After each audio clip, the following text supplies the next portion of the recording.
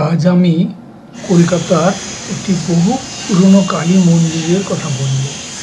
এটি central metro station থেকে নেমে শিয়ালদা দিকে এগোনোর সময় বিপিন বিহারী গাঙ্গুলি স্ট্রিটের বাম দিকে দেখতে পাবেন।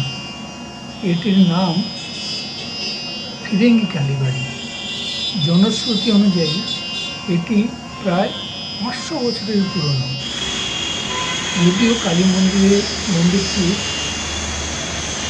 দেওয়ালে লেখা আছে বঙ্গাব্দ 905 সাল। মায়ের মূর্তিটি প্রায় 5.5 লম্বা এবং মাটির তৈরি।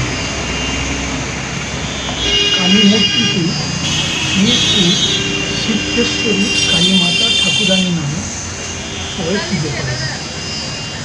অ্যান্টনি ফিরিঙ্গি নামে একজন খুবই বিখ্যাত কবিয়াল ছিল। তার জীবনকাল ছিল 1786 সাল থেকে 1836 সাল ইংরেজিতে। তিনি পর্তুগিজ বংশোদ্ভূত হওয়া সত্ত্বেও হিন্দু ধর্মের প্রতি আকৃষ্ট হন এবং প্রায় এই কালীবাড়িতে তিনি আসতেন। তো সেই অনুযায়ী লোকে মন্দিরটির নাম দেয় ফিরিঙ্গি কালীবাড়ি। দুর্গা পূজা উপলক্ষে অনেক গান তিনি লিখেছেন, অনেক আগমনী গান লিখেছেন। তার অনেকগুলি প্রসিদ্ধ গানের মধ্যে একটি গান হলো সাধারণ ভজন জানি না মা যেতে তো ফিরিঙ্গি।